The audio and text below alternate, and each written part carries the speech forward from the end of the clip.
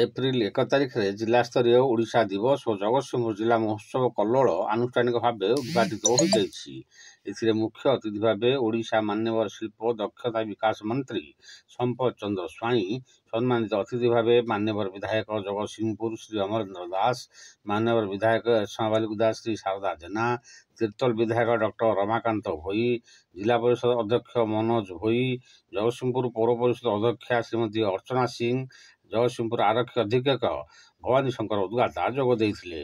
जगतसिंहपुर जिलापाल सीजे सोनाल एथिरे सभापतित्व करथिले। मुख्य अतिथि मान्यवर मंत्री दलगत निर्विशेष जिलार उन्नति पर समस्ते आगे आसवा आह्वान करथिले। जिला उत्सव कल्लोल 5 दिन व्यापी चलिबो। एही सभारे सूचना और लोक संपर्क अधिकारिणी प्रतीची तनया महांती स्वागत भाषण देवा सह शेष सहकारी जिलापाल सुश्री कल्पिता कुमारी जेना धन्यवाद अर्पण करथिले। Report Odia live.